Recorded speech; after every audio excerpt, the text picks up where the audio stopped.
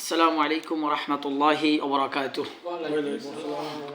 নাহমাদুহু ওয়া নুসাল্লি আলা রাসূলিহিল কারীম, আম্মা বা'দ। আলহামদুলিল্লাহ, আমাদের সাপ্তাহিক যে ক্লাস, তো আলহামদুলিল্লাহ আমরা গত ক্লাসে উসুলুস সালাসার দ্বিতীয় উসুল নবী সাল্লাল্লাহু আলাইহি ওয়াসাল্লাম সম্পর্কে জানা, তো সেটা জানতে গিয়ে আমরা নবী সাল্লাল্লাহু আলাইহি ওয়াসাল্লাম মাদানী জীবনের বছরগুলোতে এসে কি কি কাজ তিনি করেছেন সেগুলি আমরা তুলে ধরবো ইনশাআল্লাহ। মাক্কি জীবন আমাদের আগে শেষ হয়ে গেছে, তো মদিনার রাসূল সাল্লাল্লাহু আলাইহি ওয়াসাল্লাম এসে আমরা গত ক্লাসে যে আলোচনাটা করেছি সেটা হলো যে আনসার এবং মুহাজির তাদের মাঝে ভ্রাতৃত্ব বন্ধন তৈরি করেছিলেন, ভ্রাতৃত্ব সম্পর্ক তৈরি করেছিলেন এবং তার গুরুত্ব আমরা জেনেছিলাম আলহামদুলিল্লাহ। তো তার পরবর্তীতে রাসূল সাল্লাল্লাহু আলাইহি ওয়াসাল্লাম কী কাজ করেছেন মদিনাতে যাওয়ার পরে, যে কাজটি তিনি করেছেন এই মুহাজির এবং আনসারদের ভ্রাতৃত্ব বন্ধন তৈরি করার পাশাপাশি তিনি মুসলিমদের জন্য একটি অঙ্গীকারনামা প্রণয়ন করেছেন। মুসলিমদের জন্য একটি কি অঙ্গীকারনামা প্রণয়ন করেছেন। সেই অঙ্গীকারনামার মধ্যে কয়েকটি বিষয় খুবই গুরুত্বপূর্ণ ছিল, সেগুলো আমরা বলছি, আলোচনাতে আনছি। সেটি হচ্ছে সবচেয়ে গুরুত্বপূর্ণ যে বিষয়, মুসলিমদের মাঝে কিছু নীতি নির্ধারণ বলা হয়, কিছু অঙ্গীকারনামা প্রণয়ন করেছেন। এক নম্বর হচ্ছে মুসলিমরা সবাই অন্য সকলের মাঝে একটি ভিন্ন জাতি, তার মানে অন্য সবাই তো মুশরিক, ইহুদি, এই জাতি সেই জাতি, মুসলিমরা সকলের মাঝে একটি কি ভিন্ন একটি জাতি হিসেবে পরিচিতি লাভ করবে। দুই নম্বর হচ্ছে যারা বাড়াবাড়ি করবে, সকল সত্যনিষ্ঠ মুসলিম তাদের বিরোধিতা করবে। কেউ যদি কোনো পর্যায়ে গিয়ে বাড়াবাড়ি করে তাহলে সবাই মিলে তার বিরুদ্ধে কি করবে, প্রতিবাদ জানাবে এবং তার বিরোধিতা করবে, যদিও বাড়াবাড়িকারীরা মুসলিমদের অন্তর্ভুক্ত হয়। তার মানে মুসলিমদের মধ্যেও যদি কেউ বাড়াবাড়ি করে ফেলে তাহলেও তার বিরুদ্ধে অবস্থান নিতে হবে, অর্থাৎ বাড়াবাড়ি করা যাবে না। তিন নাম্বার যে অঙ্গীকারনামা সকলের কাছ থেকে নবী মুহাম্মদ সাল্লাল্লাহু আলাইহি ওয়াসাল্লাম নিয়েছিলেন তা হচ্ছে কোনো মুসলিম, কোনো মুমিনের বা কোনো মুসলিমের বিরুদ্ধে কোনো অমুসলিমদেরকে সহযোগিতা করতে পারবে না, অর্থাৎ অমুসলিমদেরকে মুসলিমদের বিরুদ্ধে কি করতে পারবে না, সাহায্য সহযোগিতা কোনো প্রকার সম্পর্কিত এই ব্যাপারে বিশেষ করে মুসলিমদের বিরুদ্ধে তাদের সাথে করতে পারবে না। চার নাম্বার যেটি হচ্ছে সেটি হচ্ছে কোনো হাঙ্গামা সৃষ্টিকারী বা অপরাধী, বিদাতপন্থী, অন্য মানহাজি বা অন্য ধর্মের লোকজন, এই ধরনের লোকদেরকে কোনো প্রকার সাহায্য করা বা আশ্রয় দেওয়া এটা কোনো মুসলিমের জন্য বৈধ বলে বিবেচিত হবে না। তাদেরকে কোনো আশ্রয় দেওয়া, তাদেরকে কোনো সহযোগিতা করা, এটা কি কোনো মুসলিমের জন্য বৈধ হবে না। এভাবে মুসলিমদের জন্য রাসূল সাল্লাল্লাহু আলাইহি ওয়াসাল্লাম মদিনায় যাওয়ার পরে কিছু অঙ্গীকারনামা কি লিখলেন বা কিছু অঙ্গীকার তাদের কাছ থেকে নিলেন। অতঃপর রাসূল সাল্লাল্লাহু আলাইহি ওয়াসাল্লাম কী করলেন, এটা তো মুসলিমদের জন্য ছিল, এবার অমুসলিমদের জন্য রাসূল সাল্লাল্লাহু আলাইহি ওয়াসাল্লাম কী করলেন, যারা বিশেষ করে যারা ওখানে ইহুদি ছিল তাদের সাথেও নবী সাল্লাল্লাহু আলাইহি ওয়াসাল্লাম একটি চুক্তি করলেন। তাদের সাথে কী করলেন, যে কিছু চুক্তি করলেন, তবে এই চুক্তিটা তাদের ভালোবাসার দিক থেকে নয়, উভয়ের নিরাপত্তার দিক থেকে।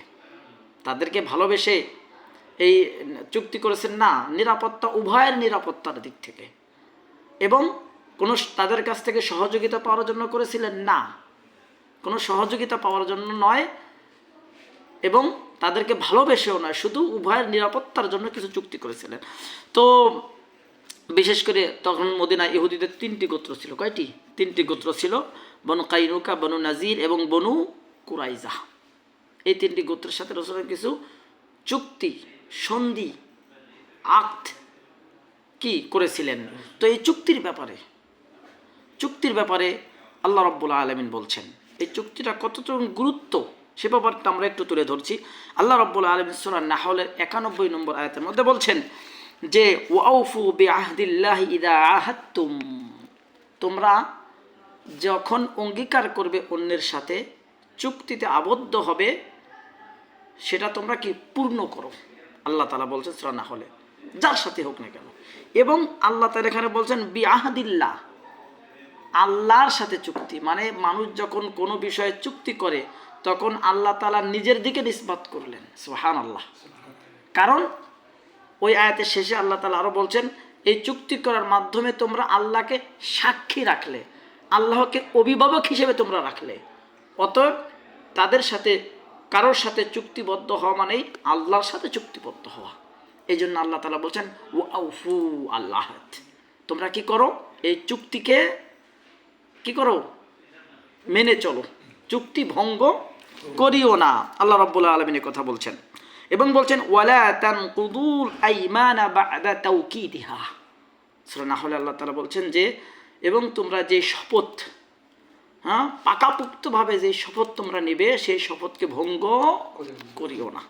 তাহলে চুক্তির গুরুত্ব কত আমরা আয়াত থেকে জানলাম। ওয়াকালা সাল্লাল্লাহু আলাইহি সাল্লাম, এবং নবী সাল্লাল্লাহু আলাইহি সাল্লাম চুক্তির ব্যাপারে খুব কঠোরভাবে বলেছেন।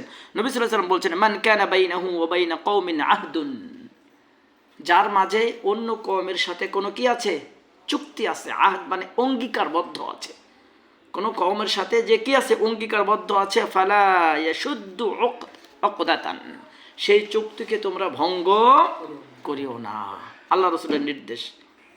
এবং বলছেন ওয়ালা ইয়াহিল্লুহা হাত্তা ইয়ানকাদি আমাদুহা, এবং যতক্ষণ পর্যন্ত ওই যে সময়সীমা দেওয়া থাকে ওই সময় অতিক্রম না হবে ততক্ষণ পর্যন্ত এই চুক্তির বিপরীতে কোনো কাজ করিও না, যতক্ষণ পর্যন্ত এই চুক্তি শেষ না হবে। তাহলে ইসলাম যার সাথে হোক না কেন চুক্তিকে কত গুরুত্ব দিচ্ছে, যার সাথে হোক না কেন।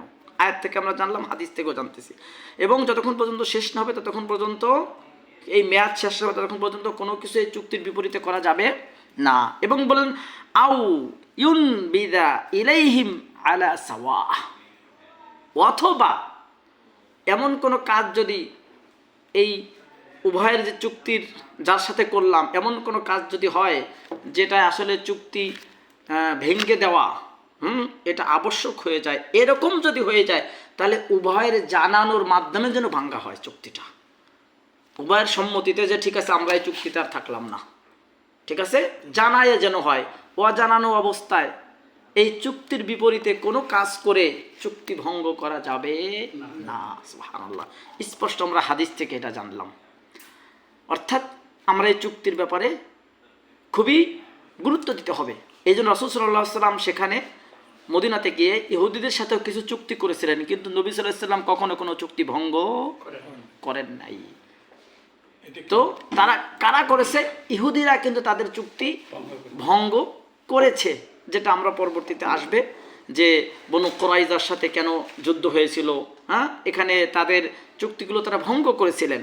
তো আল্লাহ রাব্বুল আলামিন আমাদেরকে আবার জানিয়ে দিচ্ছেন ইহুদিদের কর্ম পদ্ধতি বা তাদের নষ্টামিটা আল্লাহ তাআলা আমাদের বলছেন সূরা মায়েদার 82 নম্বর আয়াতের মধ্যে আল্লাহ তাআলা বলছেন যে লা তাজিদান্না আশাদ্দান নাসি আদাওয়াতান লিল্লাযীনা আমানু আল ইয়াহুদা ওয়াল্লাযীনা আশরাকু।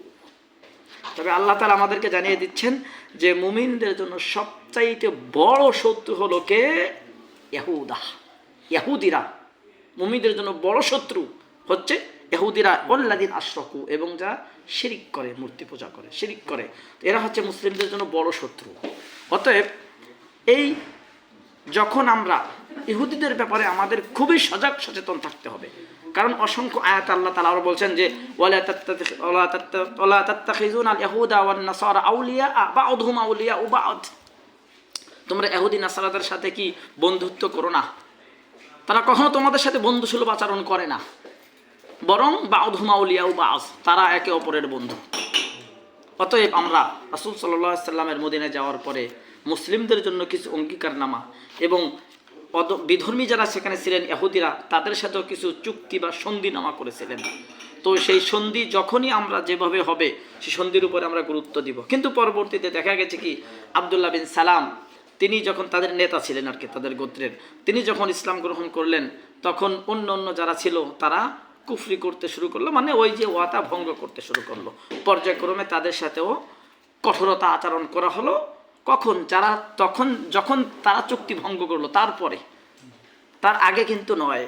অতএব আমরা এই মাদানী জীবন থেকে যে শিক্ষাটা পাই যে মানুষের সাথে চুক্তিতে আবদ্ধ হওয়া বিধর্মীদের সাথে, সেটাও কিন্তু চলে, সেটাও কি চলে, কিন্তু তাদেরকে ভালোবেসে নয়, উভয়ের নিরাপত্তার স্বার্থে। আল্লাহ তাআলা আমাদেরকে এই বিষয়টা বোঝার তৌফিক দান করুক। আল্লাহুম্মা আমিন। আসসালামু আলাইকুম।